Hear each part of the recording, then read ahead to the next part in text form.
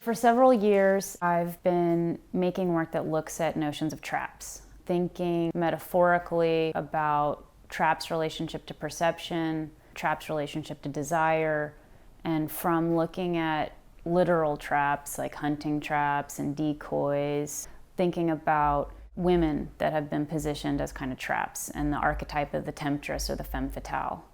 And this led me to my project at the Internet Archive, which is looking at mythological sirens, which are kind of the ultimate femme fatale.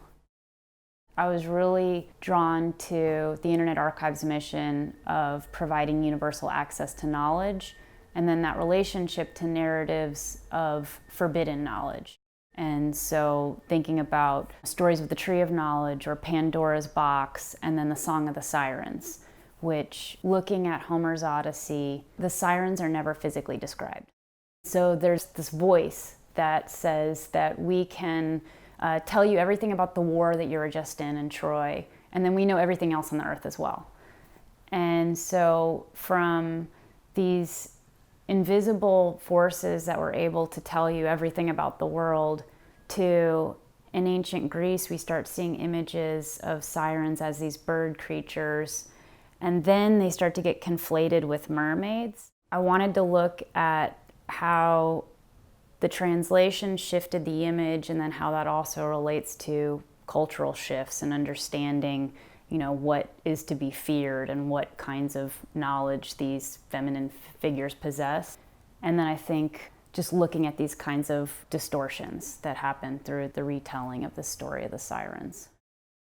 The Internet Archive was really helpful for me as a research tool.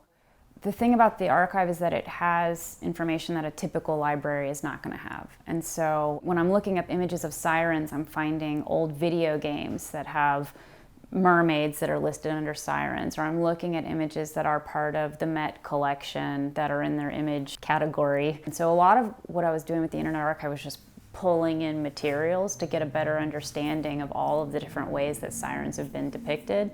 And then sometimes it was pulling images and then drawing over top of them and then rephotographing them and going through more systems of translation. And sometimes it really was just a way of kind of better understanding the subject.